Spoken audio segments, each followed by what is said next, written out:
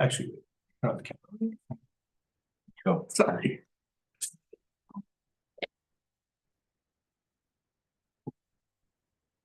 Good evening and welcome to the Norwalk Board of Education business meeting. Today is Tuesday, December 17th, 2024, and the time is 7:00 p.m. With me tonight are board members Howard White, Ashley Gullius, Janine Randolph, Kara Nelson Bakey, Mary Ellen Flaherty, Colin Hostin, and Jasmine Prezi. Also with me here tonight are Superintendent Dr. Alexander Estrella and the executive team. Would everyone please stand for the Pledge of Allegiance? Allegiance to the flag of the United States of America and to the republic which stands one nation under God, indivisible, with liberty and justice for all. First item on the agenda is the spotlight, and I will turn it over to Ms. Nelson Bakey. Thank you, Vice Chair. Tonight we have one spotlight. Norwalk Board of Education thanks Norwalk Seaport Association for $10,000 donation to Brian McMahon High School. The Norwalk Board of Education extends its gratitude to the Norwalk Seaport Association for its incredible donation of $10,000 to the Brian McMahon High School Marine Science Academy, which is destined to inspire young minds and bolster innovative learning experiences. The Seaport Association and the Marine Science Academy forged a partnership in 2019, and it has since blossomed into an amazing collaborative benefiting both students and teachers. Norwalk Seaport Association has provided trips to Sheffield Island for the Academy students, teacher training sessions, and more. To access the Sheffield Island provides students with hands-on learning experiences where students are engaging in ecology studies, birdwatching tours, and other unique activities that bring the wonders of marine science to life. President of the association, Rick McQuaid, said, "We can't wait to see how these future scientists and environmentalists grow." This donation will help defray costs of the Marine Science Academy's next mini boat project, part of the Educational Passages program. Brian McMahon launched its first mini boat in May 2022. The boat traveled across the Atlantic Ocean and was recovered in Norway in February 2023. 2 more mini boats are currently at sea, and students are capturing data as it travels. The Norwalk Board of Education, again, wants to thank the Norwalk Seaport Association for their commitment to the education of our scholars and the environment and of our entire community. Thank you, Ms. Bakey. Thank you.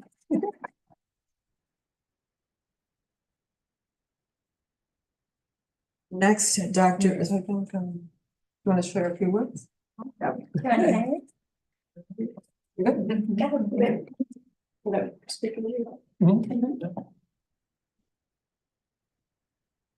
Hi, I'm Maureen Bonifant. I'm the secretary of the Norwalk Seaport Association, and I've been working with Ava for quite a few years. And I got to know John last year also, and it is amazing what the wonderful things that she has done and the rest of the marine biology program has brought right now to Norwalk. I also want to say it's so nice to see kids. I was a teacher for 49 years. So to me, to see smiles on kids that really finally, oh, is something I'm interested in learning, I think is the most important thing that we could give to the kids. And that's why this program is wonderful. And I'm so glad that we're a part of it. Okay, thank you. Thank you. Thank you. We also had some members of the board that had the opportunity to visit the marine science program by Brian McMahon. I don't know if anyone to talk about their So experience. impressed when Yes. we went there with the program and the students enthusiasm for the program. At all the schools that we visited, so it was just fantastic, and I mean, the program that's at Brian McMahon is just so impressive. And, so again, thank you for that, for helping with this. Just to add on to that, I want to say the little sailboat that Yes. went to Norway. When you might hear that, you might think of a regular sailboat, but it's the size of this table, no, from here to there. It's really little, it's only this high. And I kept thinking, how come it didn't get, smithereens from the Gulf, from the islands up the Gulf Stream to Norway? Oh my gosh. It was a little beat up when it landed. And all the sensors on it, and then the enthusiasm of tracking it. I mean, that just must have been wonderful. And then to see the other models, I guess they're the same size as the ones that Yep. we saw. So, yes, the enthusiasm. Did you want to say something too? Well, I visited as well, and I was really impressed with the program and how educated and how much interested the students were. I had 2 students who kind of like were my tour guides throughout and answered a lot of questions that I had. So great job. Thank you. Great. They love to share what they learned this year. It's really nice. Yeah, we had They're really proud. that great workshop back in November. Presentation. Yeah. So I wasn't able to go to Brian McMahon for the tour, but that whole evening, you were there and you presented, and I mean, it was just like, I was enraptured the whole time. Just these kids were so excited, like you said, with like what they were talking about and how I finally found my thing. And it's a great program, so thank you. Well, you're welcome to come visit anytime. Oh, thank you. They love to give tours when people come in. Yeah.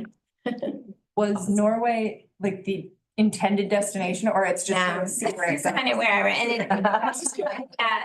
excitement, like we got reports that it was gonna try to hit the Shetland Islands, and then it was gonna go to Scotland, and so people in those areas get little things like, hey, look out for the boat, and so we're all watching, where's it going, and then it loops back out to sea again. So it's really kind of one of those things that you never know where it's gonna go. The 2 that we launched, one headed back to Florida area, and we thought, oh, it's gonna come back to the United States. Okay, well, oh well, whatever, and then it looped back out. So they go in a lot of circles and yeah. Really cool. Thank you. Thank you. This is great. Next, are there any public comments? If anybody online would like to make any comments, please raise your hand.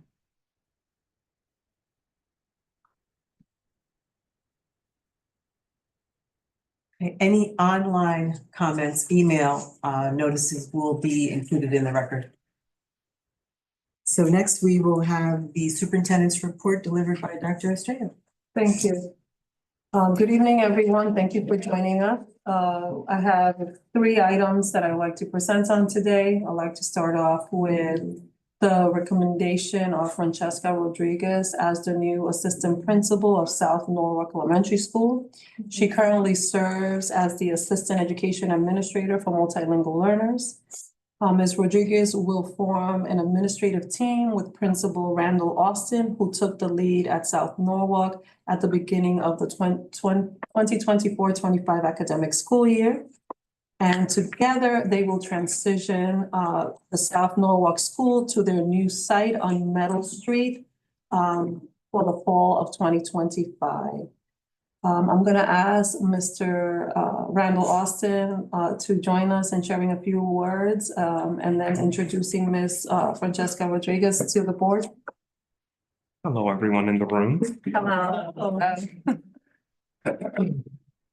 And I just want to say that I feel extremely fortunate to have the powerhouse that is Francesca Rodriguez, the wealth of experience that she has with not only MLO here, but in her career working K-8 as a coordinator, and then just thinking about the work that we have to do in the building that we're building, literally and figuratively. She's going to be a great asset to our team. So I humbly and warmly welcome her to our Sono family. She is now officially a Sono shark. And I hope she's ready to swim because we have, again, there's waves, but so much joy along the way. So that's that. So I will turn it over now to the board for any questions. I just want to comment, it's a marine theme today, sharks and waves. That's positive outlook. Comments? No, I just have heard that you've been doing a great job working with Francis and that you're going to be a great addition to Randall's team here. So I'm really excited for you and for the Sono School. Thank you. And also the fact that you were already here with us, so it's always really nice to have somebody who is already in the district to be able to continue on with the work. So thank you for that. Thank you very much. I'm wondering, as you're reflecting on the change that's going to happen, what do you think is what will be most challenging? Can I have her? Yeah, I was gonna say, can we have her? You can sit down, right? You sit. You say. I think the most challenging part of any transition is just the change in general, obviously going from a central office position back into the school building, getting to know the faculty there and really getting to know the students individually. I love children, so for me, I'm gonna make it my mission to know their names one by one, learn their personalities, and just really get the feel of the culture overall. Yeah, sounds good. I happened yesterday in that wonderful celebration we had for the children. I happened to go into your office to pick up my jacket, and there was your daughter. Oh. And I was delighted. She was, let me know who she was, and she was proud of you. She said that, so that's a good thing. Thank you. Thank you. Congratulations. Thank you. Well, before we congratulate you, the board. We're congratulating you because you're being considered. Yeah. Thank you for the consideration. I appreciate it. So I need to entertain a motion for this appointment. So moved by Ms. Goya. Second by Ms. Mary Ellen Clary. So everybody can vote, raise hand if you approve. Aye. Aye. Aye. And Howard and Colin. Yeah.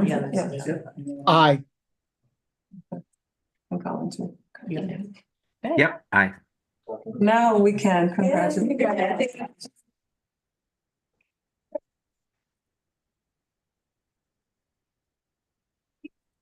Yeah. Literally. Literally and figuratively. Thank you. So the next item on the superintendent report is our accountability data. I have Diane Pilardo with us today, who will be sharing our latest accountability data. There's a lot to celebrate, as well as our continuous work in building our achievement metrics. But one of the things that I have to highlight that we are very proud of is that we continue to outperform all the metrics, even more this year than last year in districts similar to ours. But I don't want to spoil it for Diane, because you do that, so I'll turn it over to her. So, good evening, Dr. Australian Board of Education. I'm very happy to have the opportunity to speak about our Next Gen Accountability Report. Since 2017, the Next Generation reports have been part of Connecticut's plan under Every Student Succeeds Act, ESSA. So this really is a federal requirement. And we'll begin by looking at the principles of ESSA. This is really the foundation. As you're going to see in a few minutes, it's inclusive. The report goes beyond graduation rates and results of testing. there are many indicators to get a complete picture of where students are, their needs and their successes. It's transparent. You can go on EdSite Public and look at Next Gen accountability reports for any school, any district in the state of Connecticut. And you go back to probably 2017-18, so you can get a historical look. It's also reflective. This is really meant to be a tool to guide improvement. And so at the local level and at the state level, these indicators really are important in planning and moving forward. Finally, it's collaborative. When the Next Gen reports were developed, the state of Connecticut had both district and school level leaders give input. And on an ongoing basis, there are accountability subcommittees that meet and take suggestions from districts about how to improve. There are 12 indicators, and in September, we spoke about when Smarter Balance and NDSS and Connecticut SAT results came out. We spoke about academic achievement and academic growth. And if you notice, next to both of those indicators is the letter H, because results are reported, let's say at the school level for all students that tested, and also for high need students.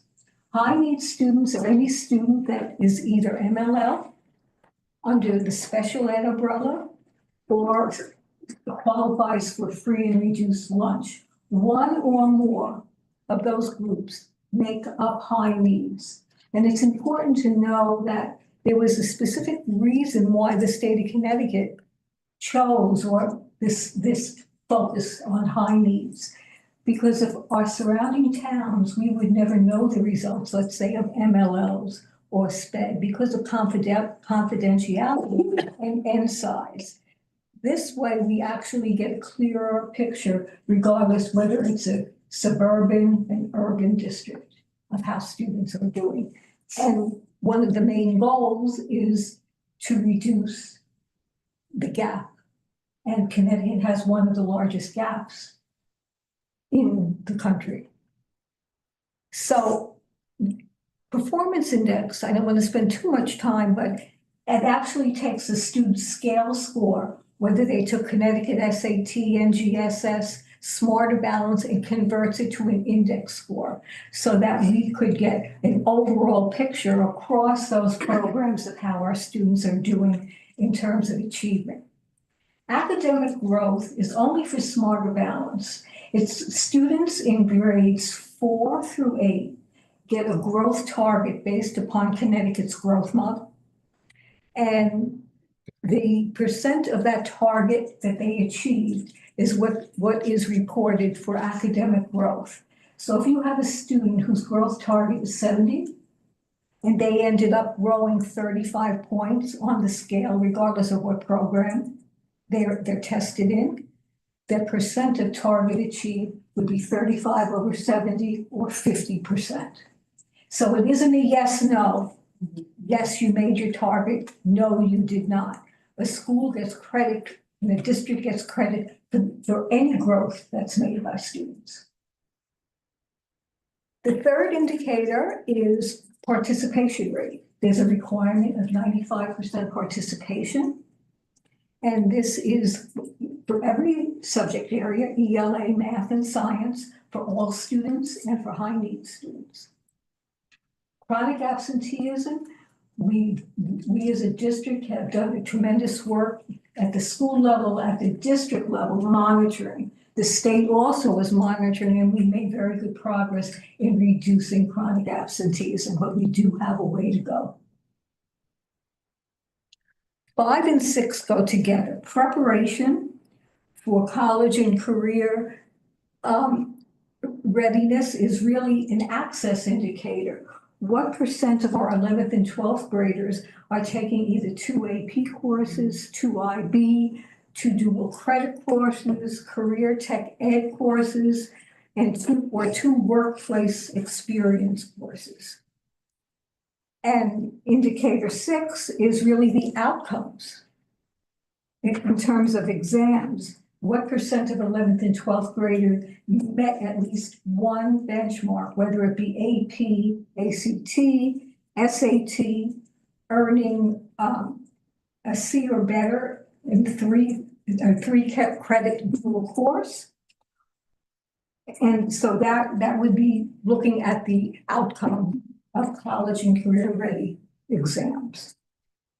Indicator 7, graduation on track in 9th grade. That's the percent of students finishing 9th grade with a minimum of 6 full credits. There's been a lot of research done out of the University of Chicago that says if a 9th grader does have 6 credits at the end of freshman year, there's a high probability that they will graduate on time.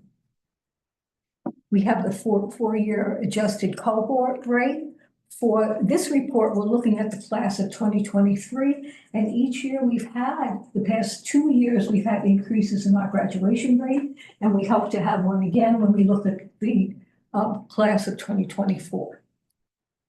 The 6th year graduation rate, the state recognizes some students need more time. So this is looking at the 6th year adjusted cohort rate. So this would be the group of the class of 2021 who had what their high needs group, what their adjusted cohort graduation rate is. So they're tracking that, recognizing that need. Finally, post-secondary entrance. That is the percent of students who enter either a 2 or 4 year institution up to 1 year after graduation. Physical fitness, this is for students in 4, 6, 8, and 11. What percent of those students are meeting the health fitness zone? There's 4 exams: curl up, sit and reach, push up, mile, but they have to meet the benchmark in all 4 of those. What percent of those students are doing that? Finally, arts access, and that is the percent of students in grades 9 through 12 that are taking at least one arts course, whether it be theater or music. Any questions on the indicators? Okay, we're going to look at the actual 2024 report. Now, I said there are 12 indicators, but if you count those lines, you can see there's actually 22 lines of data for which a index or rate is calculated. Because, for example, indicator 1, performance index. We have a performance index for ELA, all students in high needs. For math, all students in high needs. For science, all students in high needs. So indicator 1, 2, and 4 actually have pieces, like for chronic absenteeism, all students in high needs. The index or rate is actually our district achievement in each one.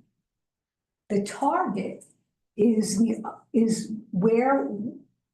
what our goal is, what we should aim to achieve for each one of those indicators. And if you do achieve the target, you get the maximum number of points. If you don't achieve the target, then you get a portion of the points. So the points are prorated. Finally, we're comparing the percent of the points that Norwalk earned to the percent of points earned by the state. And you see areas that are highlighted in blue. Those are areas where Norwalk had a higher percent of points achieved than the state. And it's interesting because there's a trend going on here. For math performance, high needs, better than the state, but we've been ahead of the state for 3 consecutive years.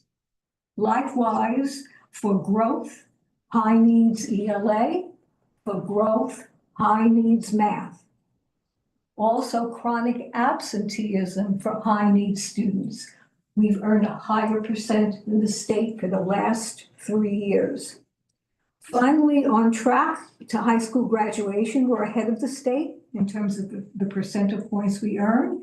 Also for the 4-year graduation rate and for the 6th year graduation rate for high needs.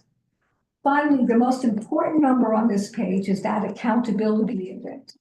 And you can see for us, it's 70.2%. That is the percent of points that the district earned. We have, as a K-12 district, we have 1,450 points available to us. We earned 70.2%, or almost 1,020 points. Okay. The state of Connecticut overall earned 70.8, so we're really neck and neck with the state. Any questions? This is page 1. Page 2 of the report looks at gap indicators. They're looking at ELA, math, and science, and comparing the performance index of non-high need students in the district to the high need students. And the state recognizes there's going to be a gap. But they're comparing the size of our gap to the state gap plus 1 standard deviation. If our gap exceeds that of the state plus 1 standard deviation, we have a gap outlier. You can see for ELA and for math, we have a gap outlier. And we have had a gap outlier in those areas for several years. Then also there's a graduation gap, which really we're looking at the 6th year graduation rate for non-high needs and high needs, and we do not have a gap there. The third part, or we talked about the participation. You don't earn points for participation, but there are 6 areas. Again, ELA, math, science for all students and for high need students. And you can see, as I said, the requirement is 95%. We did not make it for science for high need students. We're at 94%. Our elementary schools, our middle schools have had participation in all of these areas well over 95%. Some schools have 100% participation. Where we are having some difficulty is at the high school level, particularly in science. High need science at the high school overall was about 86% participation. You know, we talk about fixes. This is what we would refer to as a technical fix. And our high schools are really addressing this and working to increase and engage students and make sure they sit and take the test. Any questions? What did you just say? Yes. The high school, what did you said the high needs number was? Yeah, it was about 86%. So that's the And problem. that's reflected here because it combines elementary, middle, and high, and that's why we dipped before 95%. So from that, can you extrapolate out which high school is the one that's more challenging? They are all relatively challenging. There's been a 5 percentage point dip. For example, Brian McMahon, last year, 2023, they were at 94% for high needs. Now they're at 88%. Norwalk High was at 90%. Now they're at 86%. Peak Tech was at 98%. Now they're at 93%. But overall, there was a decline in participation. And one of the things that we were looking at is how the test is being administered. But we're going to be changing how the administration of the test to make sure that we increase participation. So, I mean, could you just step by step? I'm not really understanding why if students are in class that they're not taking the test. Are they not showing up to class? Is that what you're saying? The way the high schools had the program set up was where they had testing dates. And what has been happening is that kids have not been showing up to test. So one of the things that, for instance, Norwalk High School in our conversation is doing differently is that they're going to administer the test within the school day rather than creating a testing day to make sure that yes, all of the students that participate. It's like a really good idea. Yeah, so every school is developing a plan to make sure that their participation rate is addressed. And that's why it's so high in elementary school. I mean, you just don't have options. Okay, thanks for explaining that. Any other questions? So we talked about accountability index. We talked about gap outliers and participation building. And we're going to see those three things are what determines a school's category. And we'll talk about that in a minute, but we're just going to take a look first historically of what has gone, a comparison of Norwalk and the state pre-pandemic. Again, the percent of points are on the accountability index over time, beginning in 2018-19. 2020, we had no testing because of the pandemic. 2021, we did test, but we had a waiver for accountability. And then you see for the past 3 years, Norwalk and the state have been relatively the same in terms of the accountability index, the percent of points earned. But we have to keep in mind, when we spoke in September, we spent a long time talking about the demographic differences.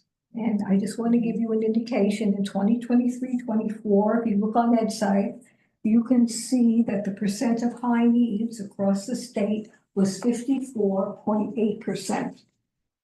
Norwalk is 65.8%, an 11 percentage point difference. So we're making comparisons.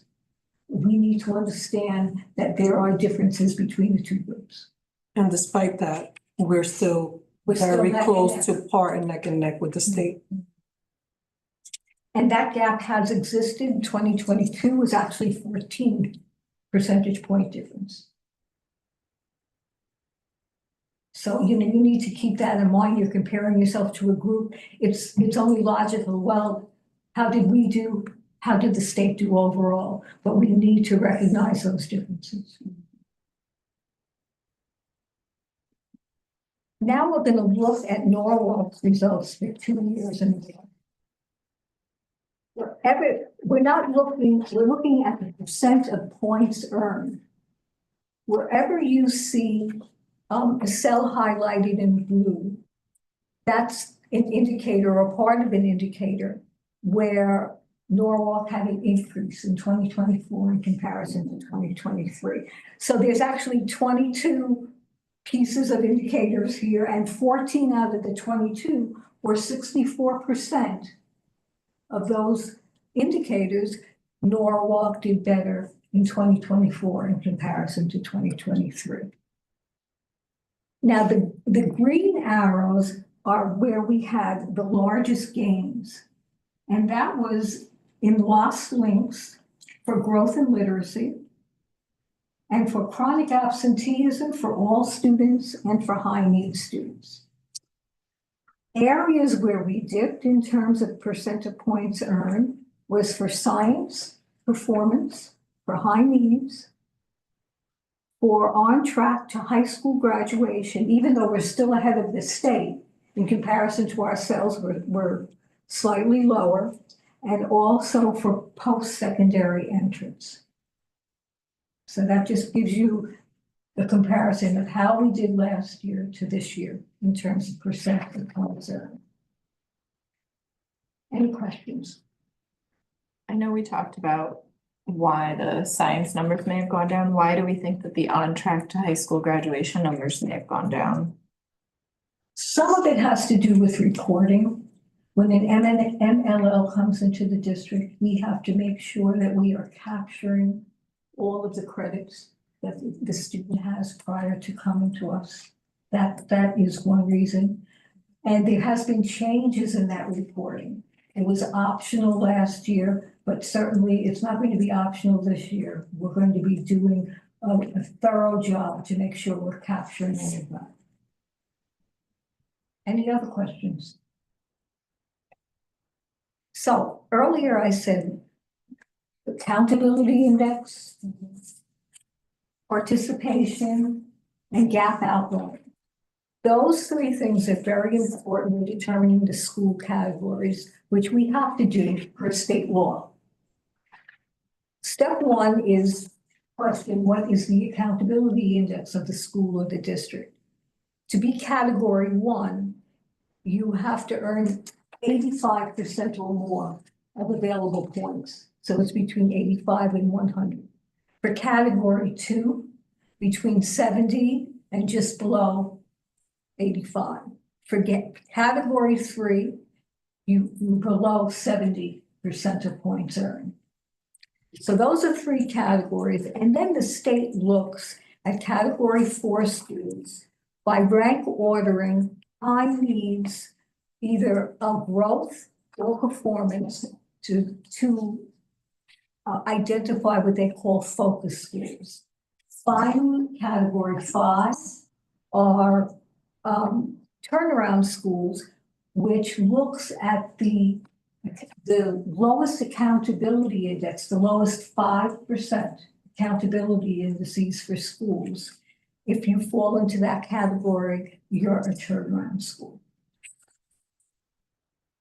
So just take a look at focus schools.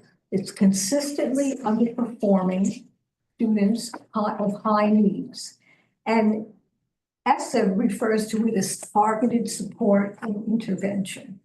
So for elementary and middle school, it would be the bottom 10% in terms of growth for high needs. For high school, it's the bottom 10% for the performance index for high needs, or the 6th year graduation rate below 70%.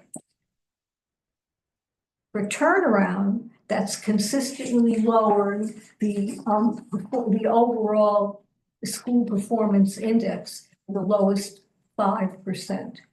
And schools, the turnaround schools are identified every 3 years. And ESSA refers to it as comprehensive support and improvement CSI schools. So let's take a look at where our schools are. We're looking at elementary first. We're looking at 2023 and 2024. And it's the accountability index that each school earned. And then you see the difference. And 9 elementary schools had gains, 9 out of 12, in their accountability index compared to 2023.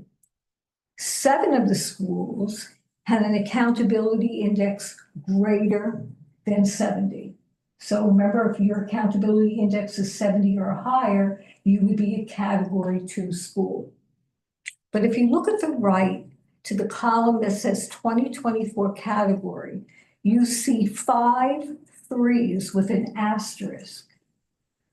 Those schools had an accountability index high enough to be a category 2 school, but because they had a gap outlier, that last column, 2024 gap or participation, because they had a gap outlier, they would lower the category from a category 2 to a category 3. Now, this all had to do with gaps, not participation. There are no issues at elementary school for participation. So we ended up with 2 category 2 schools, and that is Silvermine and Narragansett. If you look, they didn't have the highest accountability. They were both over 70%, but they did not have any gap outliers. And this is an improvement from last year. So our goal this year in particular, we just had a principals meeting a few days ago, and we've been talking about like what are the shifts that schools need to do between now and the end of the school year to address some of these gaps.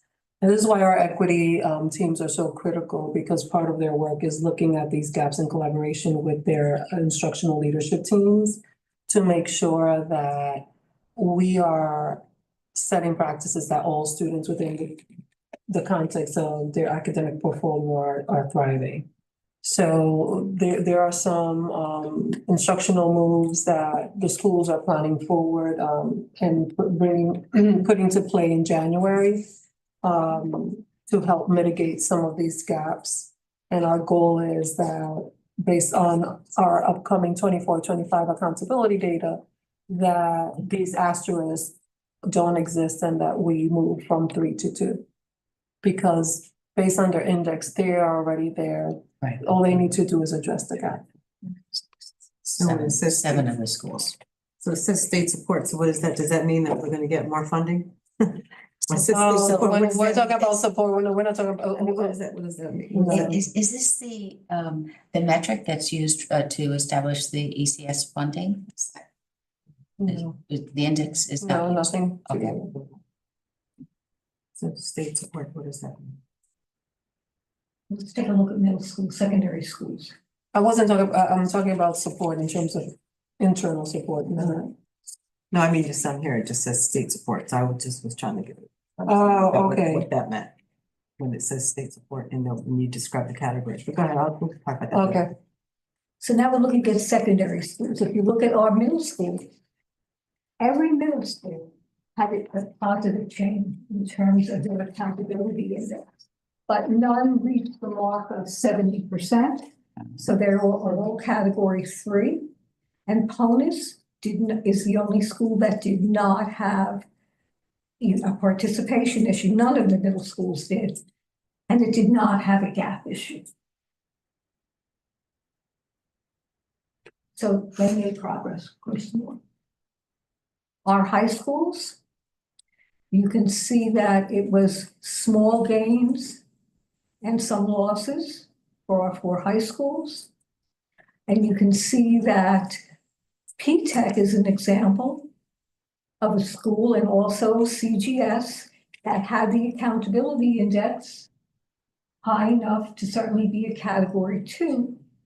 But if you look in that 2024 column, you see that 3, they were bumped down to a 3 with an asterisk. Brian McMahon remained at 3, even though they had gap and participation issues. Once you're a 3, you're not bumped down to a 4. And we see that Norwalk High is this year has been named a focus school for ELA for their performance index for high need students. We have had in the past focus schools, and it takes about 2 or 3 years. Each year, the state reviews their progress and they earn a year of credit.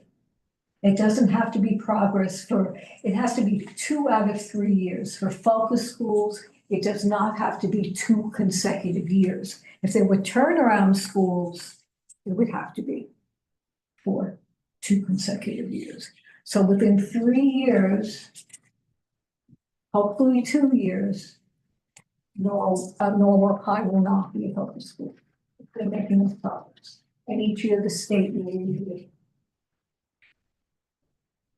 Would you just repeat that last thing? Each year the state would Review the will progress. review it. And make sure that they are not still below that threshold in ELA, for ELA high needs performance. Is there an incentive from the state? Is there some reward from the state when, for example, if we got all of them in the 2s, or we're just using this to diagnose what we need to work on? That's what we're required through ESSA to report the categories to the federal government. I mean, this is federal legislation.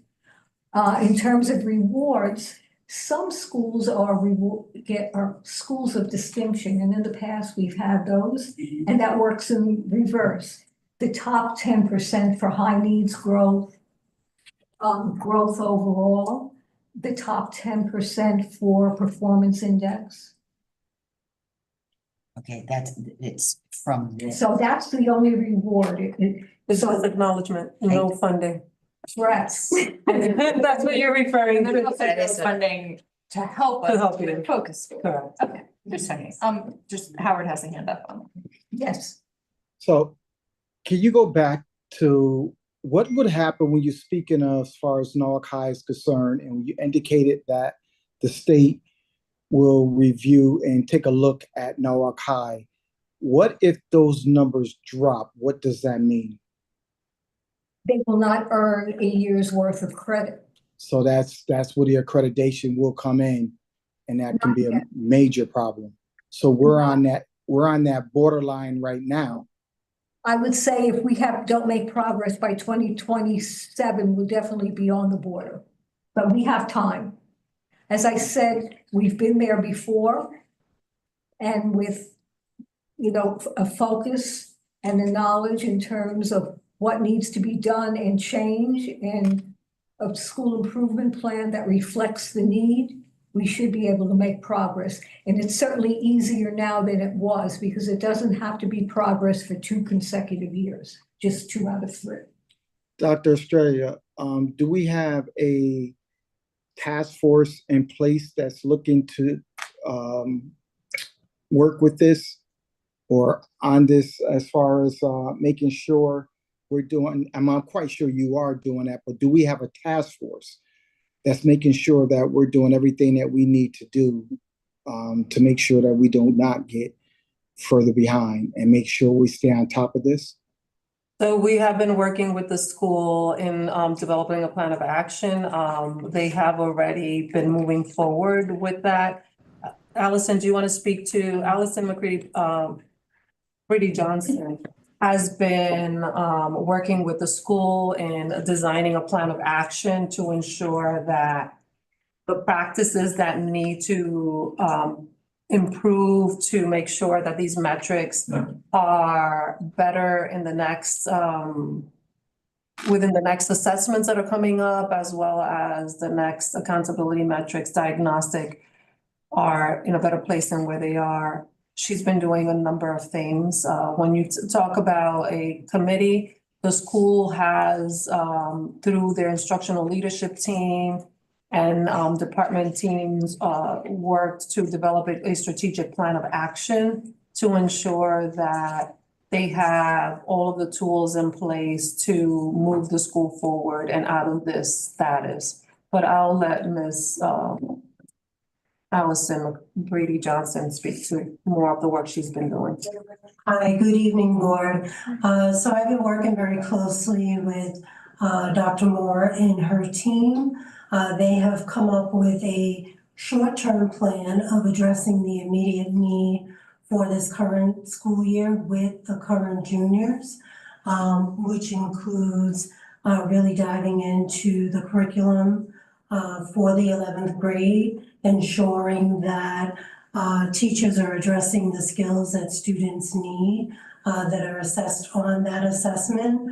A longer term plan is really looking at the scope and sequence of their courses over the course of the 4 years at the school, and really thinking about how they're exposing all students to a rigorous curriculum that will prepare them for the SATs by the time they get into the 11th grade. So they have a very detailed action plan that they started to implement this month. They immediately began to work on this plan as soon as the data was released. Teachers are being trained on the SATs and learning more about it, what's being assessed on it, and how they can best support their students. So we're confident that they will make progress and earn credit. We've also I've met a number of times with the school leader. Allison has been engaged in supporting the leader as well as the different teams within the school throughout the past several weeks now, to make sure that they not only have a short-term plan for this year, but a long-term plan of action for the next years to come, so that the school stays on track. I know that one of the things that is not only a Norwalk High School concern, but something that we need to address amongst the 4 high schools is participation. And we had a meeting with all 4 administrators to think about how do we rearrange how testing is being administered to mitigate some of the participation challenges that have come to life in the past, I'm gonna say few years now, where high school participation in some of these assessments have been a challenge. And I'm confident with the plan of action that the leadership, not only in Norwalk High School, but across all 4 high schools, have put to action to make sure they mitigate some of these gaps and participation challenges that are present in this current data set. Howard, I don't know if that answers you. You're muted. Yes, Oh, that answered my question. Thank you. thank you.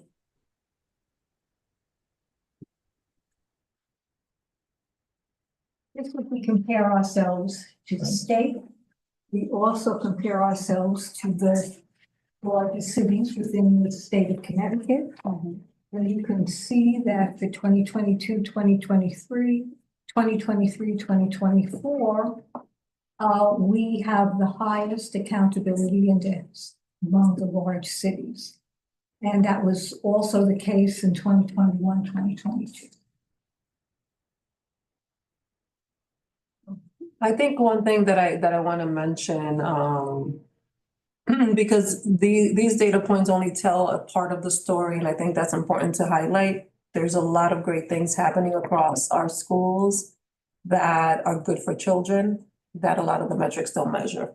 And I think it's important to highlight that. And in just right now, looking at just predicting what our graduation rate is for this upcoming, and remember, we are a year behind with these data sets, so this is not even current data, this is last year. Looking at our 2024 graduation rate, we're hovering around 23%, which is 93%. We never want to be at 23%. 93%, which is an improvement even from this accountability set. So those metrics really matter. And we have been in an upward trajectory, something that wasn't the case a few years ago. So I think that's important to highlight.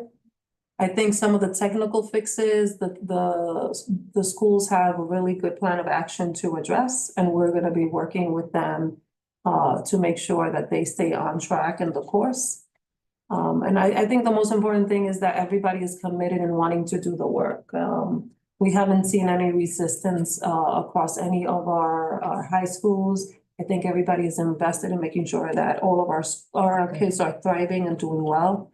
So I'm very optimistic of the outcomes that we'll have at the conclusion of this academic school year. We've also made some calendar adjustments around assessments that I think will really help set the course for us in a more effective manner, and addressing some practices that were in place for some time that we've learned are not helping us, and we made some adjustments that will benefit the system at large.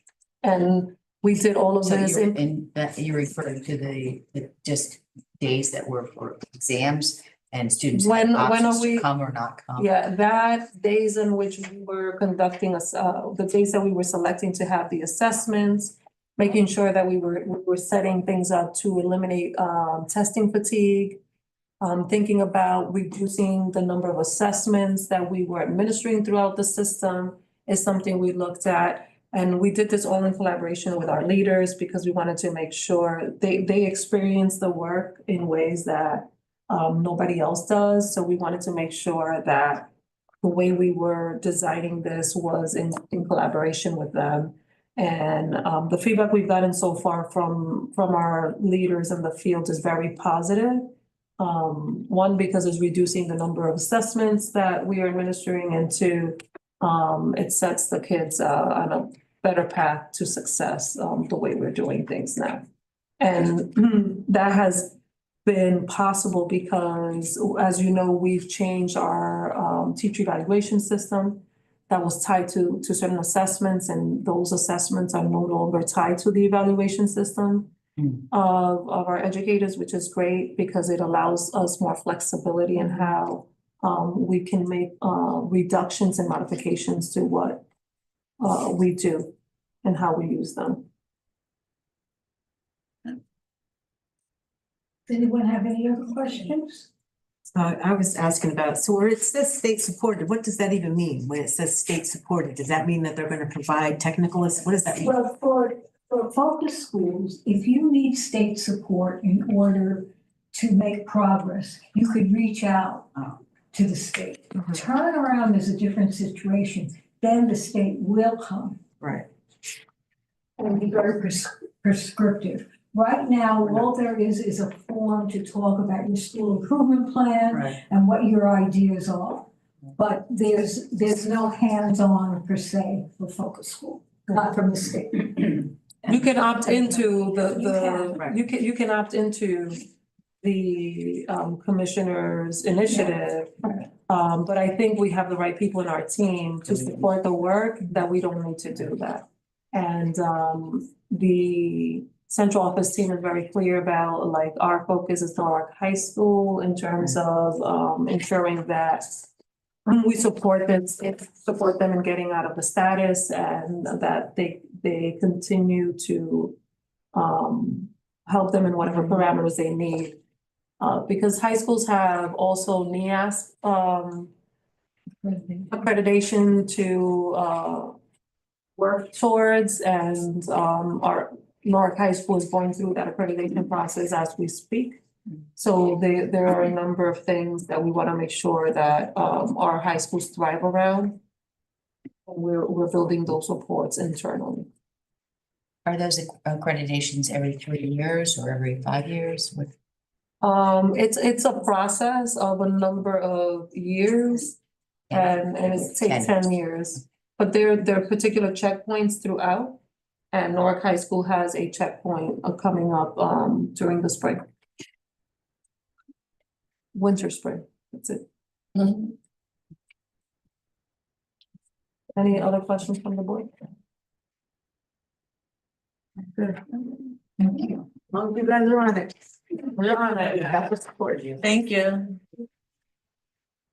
So the third item, one of the things that I would like to do moving forward is provide a monthly data update on some of the metrics that we are continuously monitoring across the district, one of which is chronic absenteeism.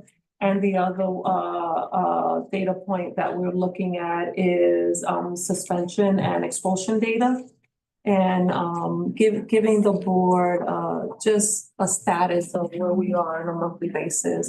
So this is the first month that we're trying this out. You can give me feedback of how you feel, what you think, and if this is data worthwhile presenting on a monthly basis.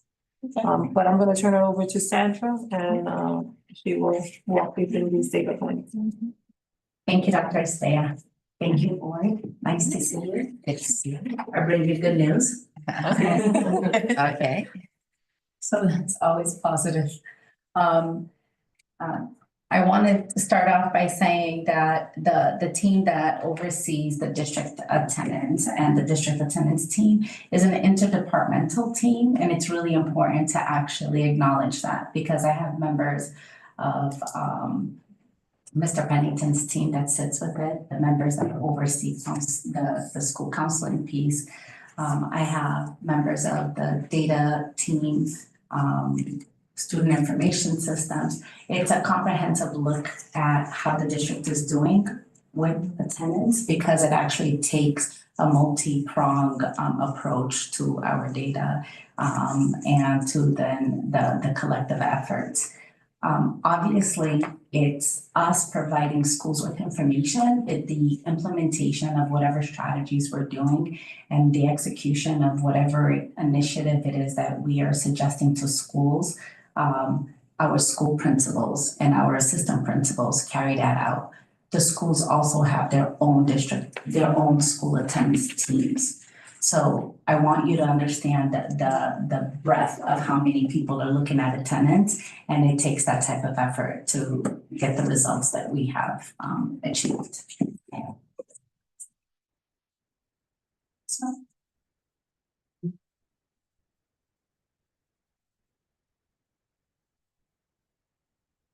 We always compare ourselves again to the state. And I want to remind us that the demographic of students that we have in Norwalk looks a lot different than at the state level. So the communities that tend to be more impacted with chronic absenteeism are communities that are high needs communities.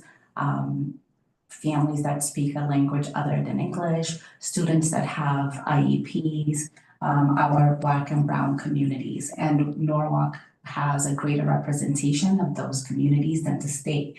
So when you see us in comparison to the state, and we're almost on par with the state, the lift that it takes to actually achieve that is far greater than a more homogeneous community. If you could see back in the day when pre-pandemic, we were always on par with the state. The state was much lower and we were much lower.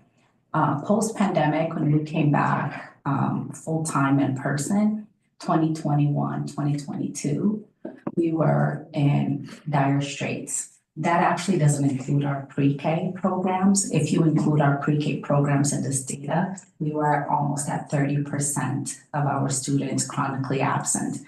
Chronic absenteeism is when a student misses 10% or more of the days that we have been in school. So it's not 10 days, it's a moving target because it's 10% or more of days in attendance. You can see that we have been making progress, but the gap that we have to close is much larger than the gap that the state has had to close. So that it's something that has been really remarkable. This just represents the same data set in a different way of looking at it. And what it allows us to look at is our high needs population and the progress that they have made, or that group has made in comparison to the state. So if you look at our high needs population, it's in the blue. Compared to the state's high needs population, we're actually lower than the state. So our students that we determine are high needs because they fit into 2 or more of those categories, MLL students, students with an IEP, or students that qualify for free or reduced lunch, are faring better than the students that are high needs in the state. And with that, you can see that we are making progress within those communities, and it's again the wraparound services that we're able to offer. If we look at the grade bands,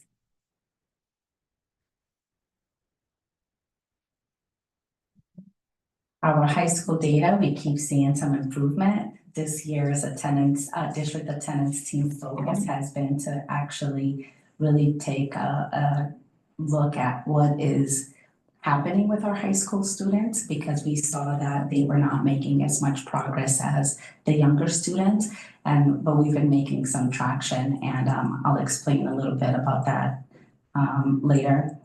Our middle school students have also seen some good data, and it's been, if you look back, they were the second highest group in 21-22, and now they're down to 13%, almost at the pre-pandemic. But it's really our elementary school level that has made the most reductions to get back to those pre-pandemic numbers. If you could see, we're at 10.1% chronic absenteeism in the elementary schools, and prior to that, we were at 9.6. Now, 1 percentage point is a lot, so I'm not saying that we're there yet, but we want to keep reducing that, but we're making some really good gains in our elementary schools.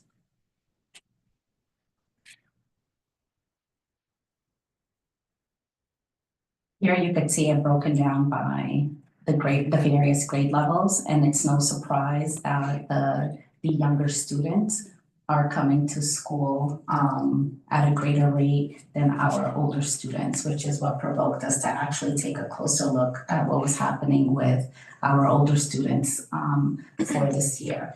The one progress that I will highlight is that our kindergarten families have actually improved, and we're back to pre-pandemic numbers. And that was something that when we came back from the pandemic, kindergarten was sort of looked at as optional, and families were not giving it the same significance that they were for the other grade levels, but we've made some really great strides in kindergarten, and that's all due to our kindergarten teachers also. and making sure that we're being communicative with the families. But if you could see in our elementary school grades, we are inching closer to those numbers that we had in 2019-2020. I wonder too, if the kindergarten numbers coming right out of the pandemic were some like lack of immunity. Like many of those kids in those years didn't have any kind of a pre-K program. So this was their first blast of all the germs. Yeah. Whereas I would bet now this year's kindergarten have had some more exposure before now. And it's also just, a lot of those students hadn't been in a school environment either. So it's just getting used to, everybody was getting used to being in school, but those younger students, that disruption was incredibly just disruptive to the entire family. So we're glad to see that there's some normalcy that's occurring. The grade 12 numbers are consistently egregious, especially last year, which is my son's year. I will not ask you a personal question. But as you can see, they're doing better. Yeah, a lot better. Yeah, they're doing a lot better. So even though they're in the red, it's important to actually highlight that those 12th graders are doing a lot better. And the reductions have actually been greater in the 12th grade than they were in the other grades. I know that we talked at a meeting, gosh, I don't know, probably a few months ago now, about some attendance stuff within the high school. I don't know that necessarily relates to this. That might have been more about like grading and attendance. No, it's actually a procedure that we put in place where students can would have an incomplete if they were approaching that chronic absenteeism percentage. Do we have some feedback about We do. how that's going, how teachers are feeling about implementing that? We do. Okay. So we have some feedback from students that actually where they have stated, Marianne actually is the witness to that, where they have stated that prior to this, you could be out as many days as you want to and there was no consequence.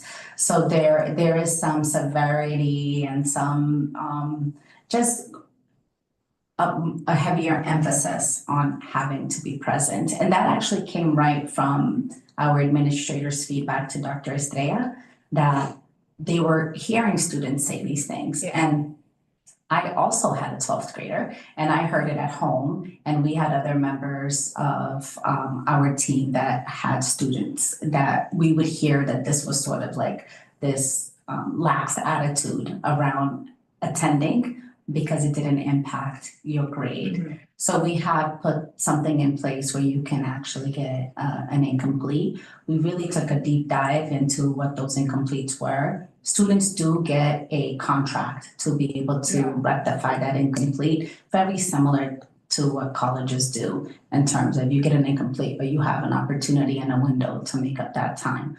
The feedback so far has been good. And I say that because like no news is good news. We haven't had a lot of backlash from our teachers or feedback from the teachers that this has added. I know that was a concern that I had when I heard all the plan. We haven't per se heard that this has added more to their plate. It sounds like hopefully it's encouraging the kids. I think so. Yeah, I think so. So that just to go a little bit more with the seniors, that 12th grade, that's quite a dip to go from 46 to 32.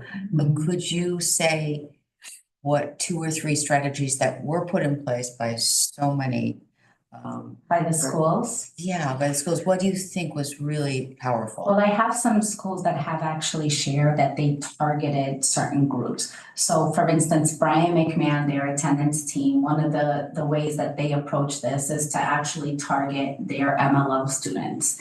And the way that they target it is not just communicating to families that their MLOs, that student was absent, but creating like affinity groups and creating like after school clubs and other things to try to engage the student and make the student feel more part of the community. And so it's not just one thing. It's not just informing families and informing the student of the number of days that you're out and why that's important and having teachers participate in that dialogue. But it's also like, how are we setting up the environment to make sure that those students feel like they're included and that we care about them. They had So a does this campaign. Mhm. connect with increasing the number of clubs or affinity groups? I like the sound Yes. of that, you know, some Number- things you have in common. And then just making sure that that's just something that staff was also paying attention to. So that if there was a child that was out or a student that was out, that when they returned, that we would greet them and say, welcome back, we missed you.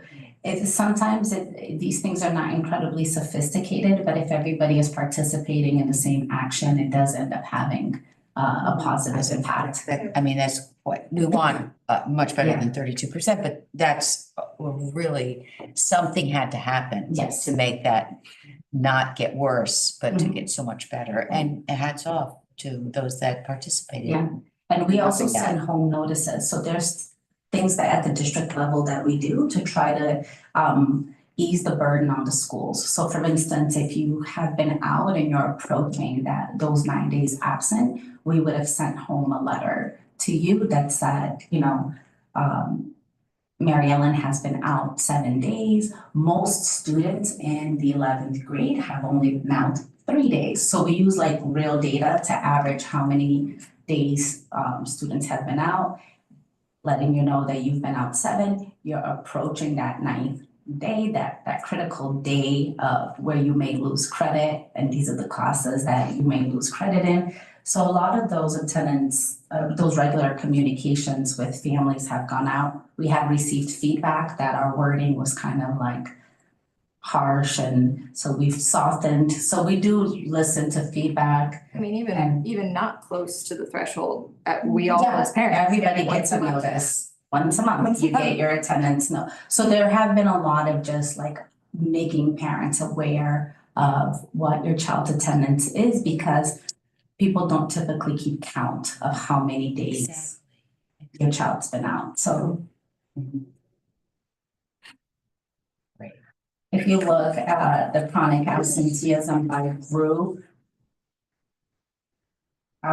this system calls our MLL students ELLs, so excuse me, but we can't change it because that's just the way that it's reported. But our MLL students are at 20.6%, but that's a marked improvement from last year in comparison to our non-MLL students that are almost at 15%. And then our students that receive specialized services are at 15.1%. I'm sorry, that do not receive specialized services are 51%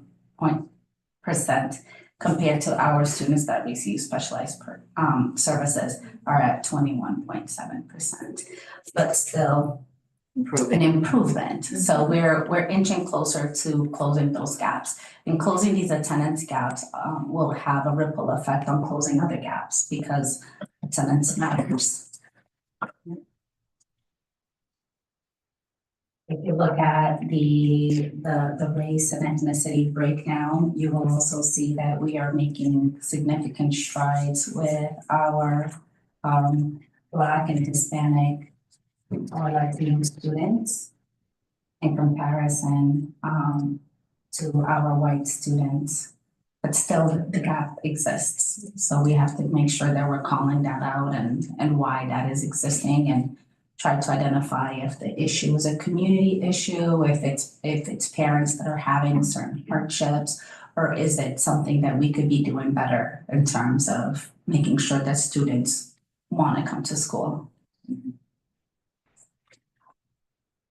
And then finally, just an opportunity to talk about the schools. You will see that Brookside, Concord, Cranberry, Narragansett, Rowayton, Silvermine, and Wolf Pit all have met their pre-pandemic chronic absenteeism numbers. Of course, this is a moving target. We are in December, but just to even be here is a huge celebration for those schools. All our elementary schools have seen reductions, which is something to celebrate. And even South Norwalk School, which has much younger students, which then tells us that it's something that is happening with the families, have seen some significant reductions. If you look, still in the red, but closing Yeah, 38. closing that gap between them and the other elementary schools. Our middle schools also continue to make strides. Last year they ended. Last year there was a really great competition between them. We're trying to kick that up again, but they ended really strong. And I'm looking at Ponus, they were in the green for two years in a row. yeah, they were in the green. They'll go back to the green. They'll go back. No doubt, yeah. They I can don't do know. But and then if you look at our high schools, there are reductions that we have seen across the board.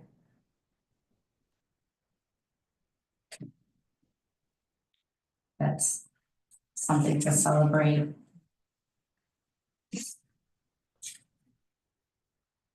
Any questions regarding this data? What do you think, if you had to guess, like, when it comes to the ELL and special needs, what do you think are some of the reasons why there might be chronic absenteeism? For specialized students that receive specialized services, there are a lot of students that have some medical issues that we almost wish we can gather data on separately to then see the other students and what the impact is. Depends on age. I think the younger students across the board, it's typically a family, something that is happening with the family that prevents the student from coming to school. I think the students, as you get older, and I don't want to make any assumptions, so Rob, if you wanted to come, you're welcome to join me. But I do think that school belonging and a lot of those other concerns that we see with other students, including our MLLs, could be an impact also to our students that have an IEP. I think the only other piece I would add is from 18 to 21 program, we're not talking about a large number of students, but it comes across that a large majority of them are chronically absent, but it's really the program that they have developed for them. So we're working to clean up that data as well. So that's just one subset that I wanted to add. Because if you were to look at just our 18 to 21 program, it comes across that 64% of students are chronically absent. However, it's the program and the way the system is set up that we have to tweak and adjust. So it's not that they're not coming, but there are certain days that they come, certain days that they don't. Because they're supposed to be at like a Other site places, or something. correct. Got it. So. And for our MLL students, we've actually done some like root cause analysis with the schools. And it depends largely on their age. So students that are MLL and are older, like much older, like they're in the 9th grade, but they may be like 16, 17. Those are the students that we're actually seeing have a larger absenteeism rate. And that could be for any number of reasons. It could be because you're now 16, 17 and you have to work, or you trying to get them to see that we can actually get them through high school in the next 4 years. Many of those students arrive and they are forced to have to enroll in school, even if that hadn't been part of their plan, just to keep their immigration status. So it could be any number of reasons, but there is a real issue with students that are managing poverty and instability, like in terms of housing. And so all of those factors plague students that are a little bit older, arriving from a different country, and having to navigate the system here on their own. It's a real thing that is happening, and we do see it with those students. Students that are younger in our MLO are not as impacted. So we are able to see like where that actually is being perpetuated. Of course. I think we've talked about it a few times, but the MLL team here about the outreach and re-engaging families and bringing them back into school and showing them a path to graduation. So it has been a large effort that the team has been engaged in supporting schools and in engaging families. And then the other layer, and I don't know if you're gonna bring it up, is our LEAP initiative. The LEAP coordinators. The LEAP coordinators, because I do think that that's another. Yeah, so we have a grant that actually pays for 3 coordinators, and we have one at the Norwalk High School campus, one at the Brian McMahon campus to serve our high schools, and then one in South Norwalk. And this person is there just to do home visits for students that are in the 80% attendance. It can't dip below that because the state actually has some parameters. So if you've been absent more than 80%, that person can't conduct a home visit. But it's taken some of that lift off of the schools and also off of Rob's team, because prior to that, we were doing the home visits here, the schools were doing the home visits, but having people that are dedicated to that and solely dedicated to that has helped us to re-engage a lot of the students. And that's a grant that we anticipate actually getting again. So that has been a program that's been in place for a while. And so. Did you call that LEAP? LEAP. That's a little confusing because we have another. I know, there's so many. Okay, so People that's like. Specialized program. yes, that's what I thought you were talking about to begin with. But it's great. It's a state or a federal? Yes, state.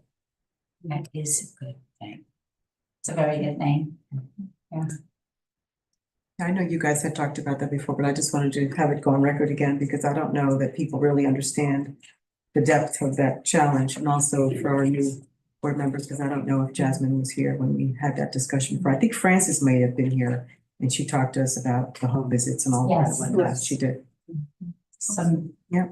And Frances still does home visits, but for a different purpose now. So she does still go out and tries to re-engage students that may be on the brink of deciding if this is for them or not for them. But luckily now we've been able to support the attendance piece with that team. Howard has a question. Yes, this is the piece that's most important to me. And chronic absentees play a significant part along with suspensions as well. Where do we stand today from the 2.5 months that we've been in, school year has started? Where are we at as far as our numbers are concerned concerning suspensions? We're gonna get there. Yep, that's my next presentation. Yeah. Okay. I will make sure I address that, Mr. White. Okay, thank you. Any other ones on absenteeism? I'm happy to switch over. No. All right, thank you. Great, thank you.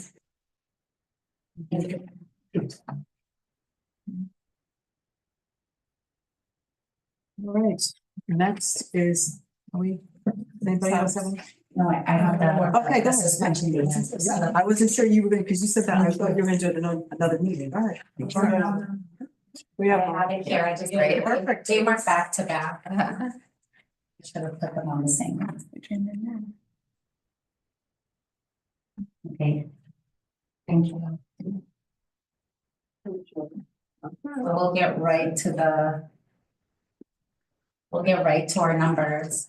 So as you could see, so this year, there have been 472 behavioral incidents resulting in suspension or expulsion, but it is a 5.72% decrease from last year. So if that helps to respond to your question, Mr. White. Yeah, you can keep going because I'm looking at West Rock and their percentages also decrease as well.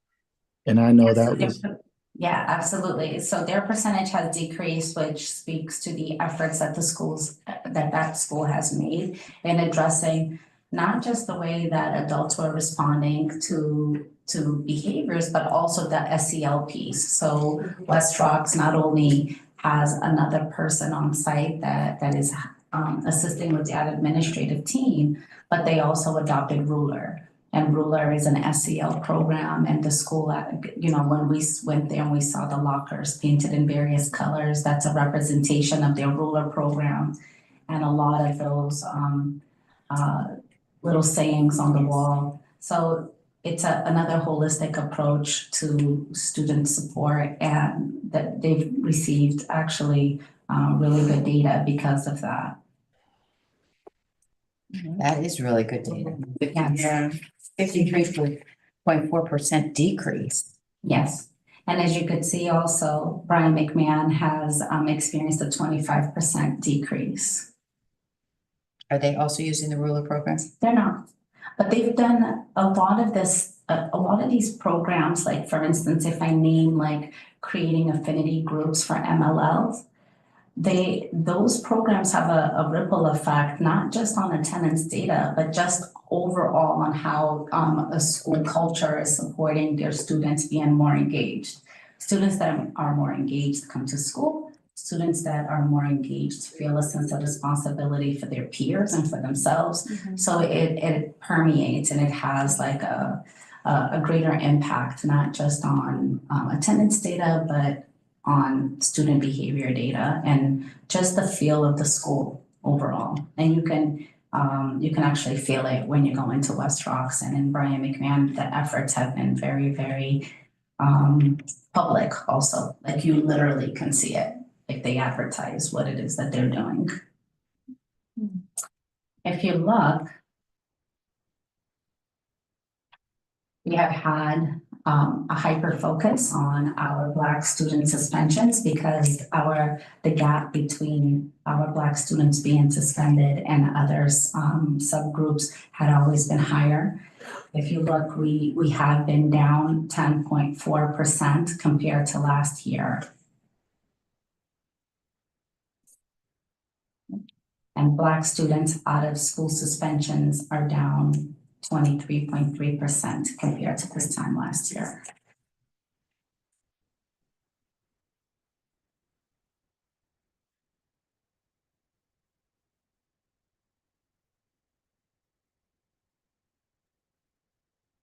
We do look at relative risk ratio, and it's a way of us calculating how much more likely Black students are to be suspended compared to other students. Dr. Fergus has spoken of this for a bit, and despite the reduction in suspensions of Black students, they are still almost 2.5 times more likely to face discipline than their peers. So we always want to call that out, because even though we have seen those reductions, the likelihood that a Black student is going to suffer some sort of a suspension or some sort of a disciplinary action is still higher than other groups. Because the rate for the other groups compared to the number of population still puts them at a higher relative risk. And we have the data that shows that. One thing that we've been able to do in order to actually call this out is we use these Pareto charts, which they examine like the reasons for Black students to be suspended. And what we want to highlight when we use these types of charts, we're trying to eliminate subjective discipline. So for instance, if a student is fighting or there's certain violence, like they're considered a danger to their environment, or if they have a weapon, or if they have drugs, alcohol, tobacco, also includes vaping, you automatically have to suspend. Like by law, there are things that we cannot control. There are things though that we can control. So things like naming disruptive behavior or naming school disturbance or insubordination. those are all subjective, like how somebody feels a student's interaction is. So we try as much as possible to eliminate those subjective suspensions by actually interrupting the process. Like we talk to the schools, we ask them how things transpired, what sort of supports were put in place, you know, what the adult action was, how did the student respond in order for us to do that. And that's where we're seeing that the Black students are being more represented. It's in the disruptive behavior category in comparison to other students. And so then when you have data like this, you can actually call that out and say the more subjective discipline are the ones where we are seeing a higher representation of Black students being suspended in comparison to other students.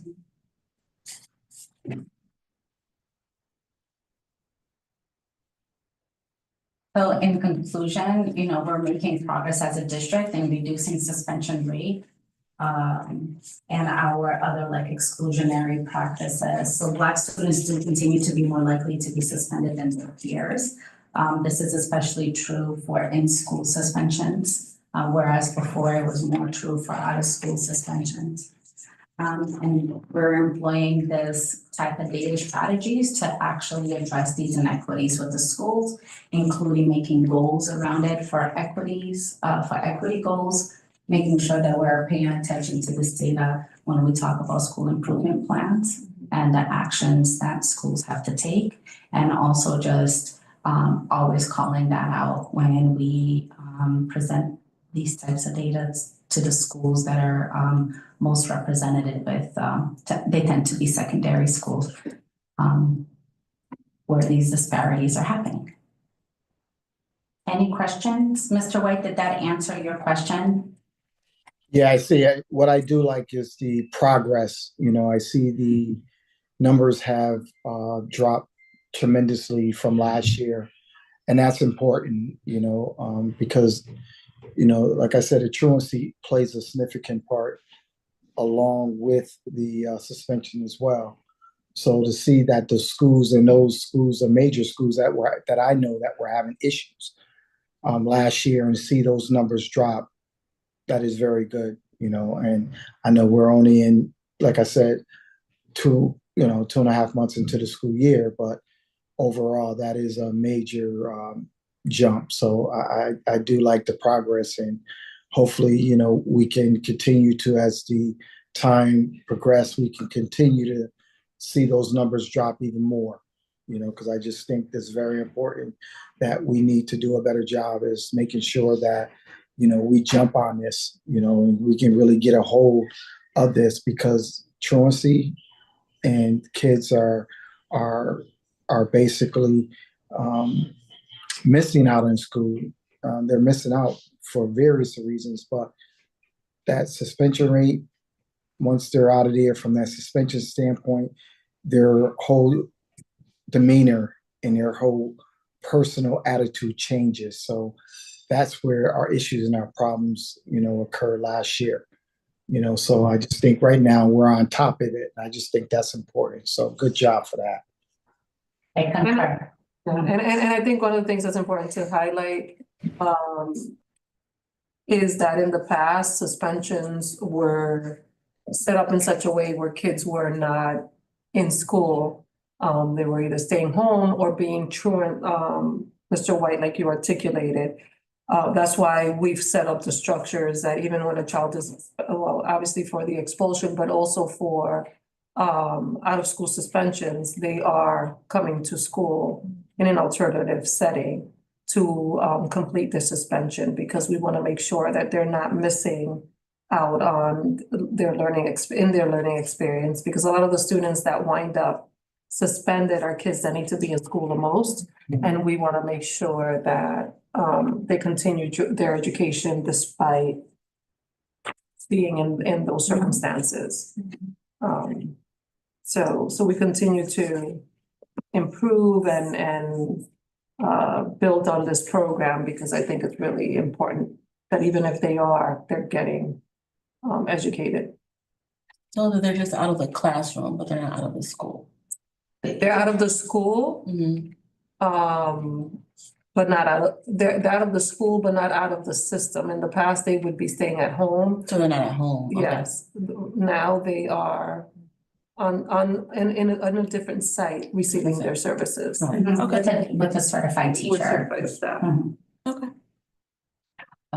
One thing that is impressive to me, and I think really well targeting the whole child, that if a child for whatever reason doesn't feel welcome in that classroom, in that school, you can see that why I'm saying this is that welcoming and looking at that is, to me,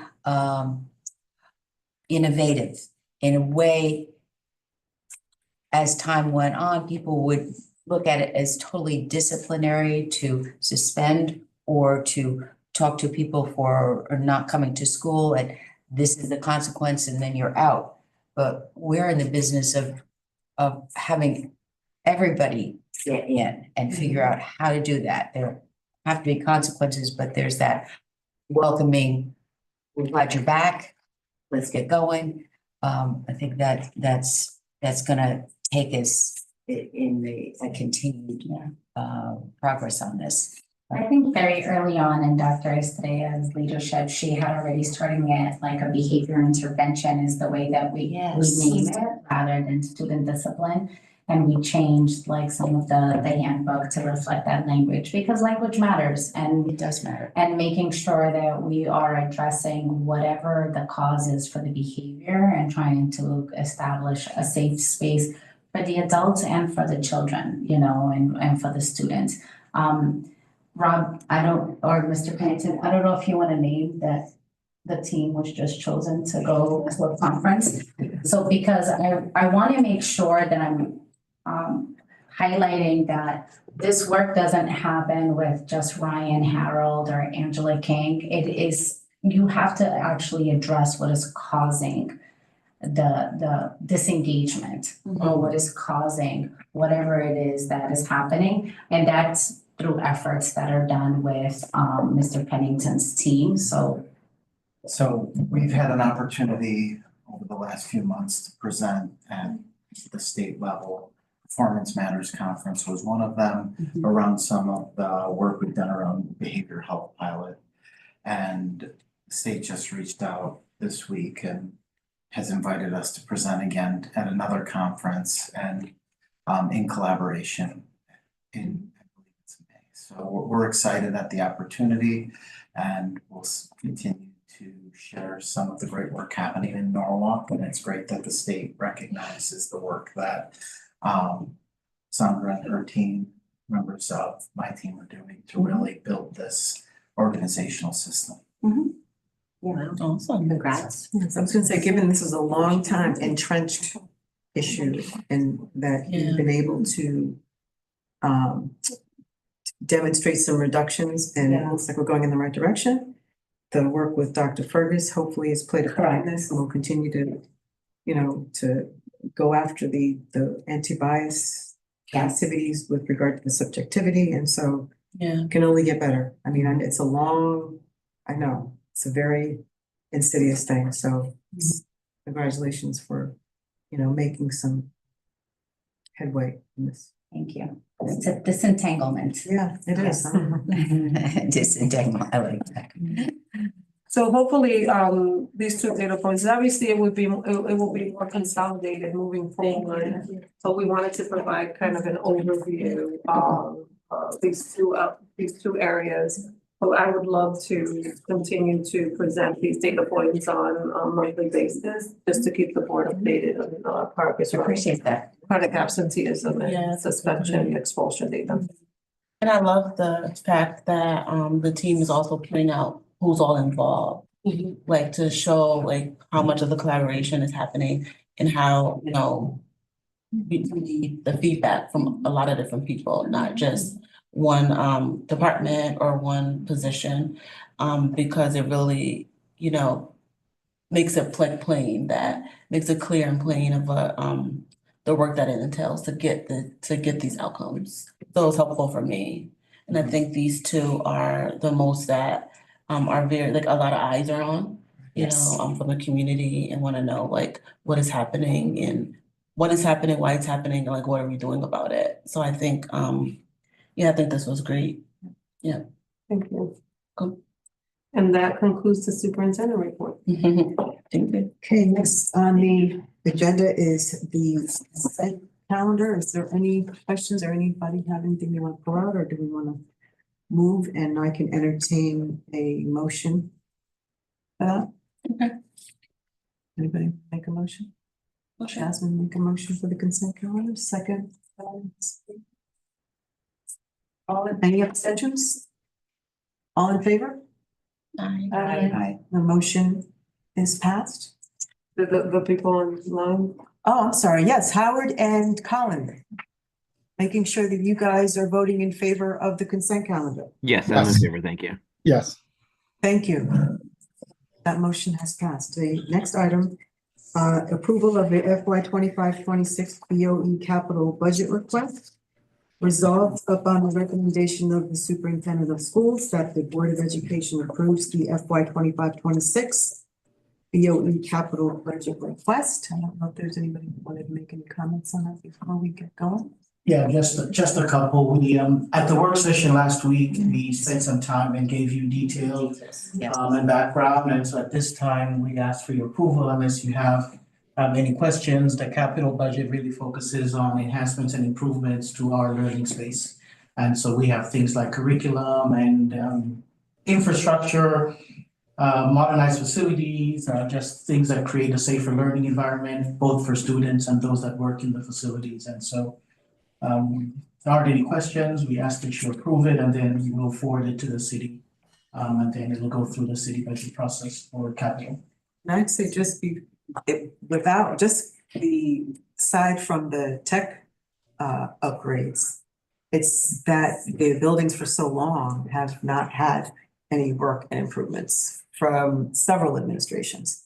So, and this is not even everything that needs to be done. Correct. So just want to say that, so. Yes, you can definitely see neglected buildings if you have asbestos abatement programs. And that's our largest number. Our schools are built in the 40s and 50s. I think there might even be some 30s on there. I'm not sure, but Some they're, 30s. right, their buildings are. Yeah. It's 30s. I'll entertain a motion. I make a motion to accept the capital budget. To approve. Is to approve. To approve the capital budget of FY 26. So we have a motion by Ms. Larry, and do I have a second? Second. Ms. Randolph. Motion to approve, Colin and Howard. Aye. The board? Aye, thank you. Aye. The motion has passed. Thank you. Thank you, everyone. Next, we have information and reports. Does anybody have anything that they want? We had our SPED curriculum subcommittee meeting today. It was very interesting. I think everybody would agree. We had our report on assistive technology support and the tools that they're using in the schools, and it was, you know, we got to see some of the programs and how they worked, and I thought that it was, you know, they were just amazing, some of the programs that we're using and what they can do. And looks like some of these things are really helping the kids and really positive. I can't go into detail on all of them, but you know, it was just, you know, some of the things we talked about where it was Alex in the math program, using that and read and write. So we talked about those two programs and how good they're doing throughout the schools. I really like that, you know, Angela started the conversation by saying all of the assistive technology is about equity and access to the curriculum and making it so that every student can access the curriculum with different supports to match their needs. It was cool to see all the options. It made me rethink some of my thoughts on AI.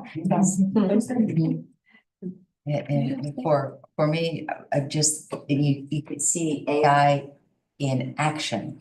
Where in some of the programs, it's almost like a tutor beside the student to truly interact, not just give the answers, but interact and ask them leading questions. So I thought that was really amazing. I'm thinking we're just putting our AI policy together. And Ralph, of course, is such a good leader in this, but on the area of assisting a learner, whatever, if they receive specialized learning or they're struggling for any other reason, that these things can really help and clarify their learning process. Exciting. I have a report. I attended a CES legislative breakfast last week, and at it there were the folks from our Connecticut legislature who are on the education committee. So the head of it and about 3 or 4 other folks that are on that committee. There was talk of assisting special needs, again, in a financial way. And then there was talk of trying to limit some of the expenses of the outplaced students. And there's a lot of stress of the change of government, you know, like what will that mean? What will federal funding for the state and to us? There's some anxiety on that. But our representatives are willing and happy to hear from us. And so that was, that's an area that I'm hoping we will put some attention to when we're focusing on our budget, talking to our legislators. So I have just a couple of quick facilities updates.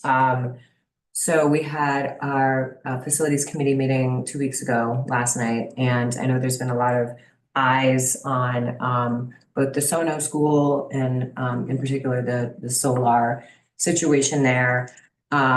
They're still trying to figure that out.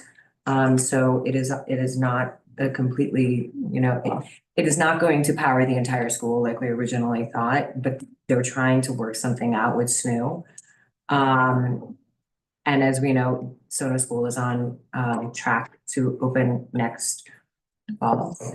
I did get a question from someone in the community following our facilities committee call as to whether or not Norwalk High and PTech were still on schedule for fall of 27. And yes, we are still on track. So I'm not sure like where the confusion came in that. They said they had watched the meeting back and that they were confused by the calendar view.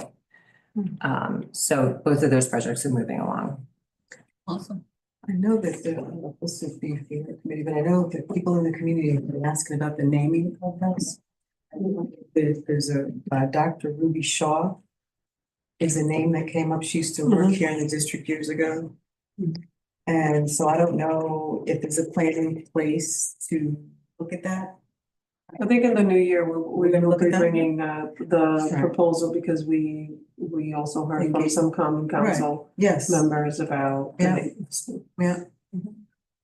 Just for full transparency, the school has been used to their current name, so that's gonna be a a challenge in terms of transitioning to something different. So we could go with a full renaming or keeping that name and acknowledging this person within the context of the school. So something for the board to think about. Cause I know that the school has built logos and a whole bunch of things under their current name, so something to keep in mind. Board member announcements. Does anybody have anything they'd like to share? I just want to say I attended both the Brian McMahon Poinsettia concert last week and Candlelight at Norwalk High last night, and I'm just so impressed by the talent in our district. I was a choir kid, so I know what it feels. I know the adrenaline for this kids and how much work went into it, and I've conducted my share of concerts, so I know what a stressful time of year this is for the music educators, and they just pulled off 2 phenomenal performances, and it was Last night I was there. really awesome. But I did Great. see that there were ladies who came and did, did the solos. Oh, We have the such talent soloists in this at- district. Some of the instrumental soloists That's last week at Yeah. McMahon too, just Unbelievable. really impressive. Really amazing. So I have something to share. So due to the great work of Dr. Estrella and the team, Norwalk Public Schools is featured in the 2024 Navigating Tomorrow Research Report on School District Strategic Plans. And as a result, Dr. Estrella was invited to be a panelist at the next DALI, or District Administration Leadership Institute Superintendent Summit, and to showcase our schools. The summit will take place in March, and the session will focus on innovative district strategic plans. So we're really excited about that. In Connecticut. In March. March, but in Connecticut? Yes, well, no, it's gonna be in Cali, I think, right? I remember what I state. don't remember where it's gonna be, but I it's. think it's California. I think it's in Cali, right? That's right, so my memory sometimes is. Tomorrow at City Hall from 6 to 7:30, the city's gonna host an immigration meeting. Obviously, we all know that our immigrant community is very concerned about things happening with this new administration.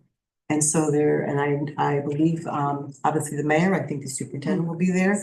Our attorney general will also be in attendance, so that's exciting. We'll be members of the panel.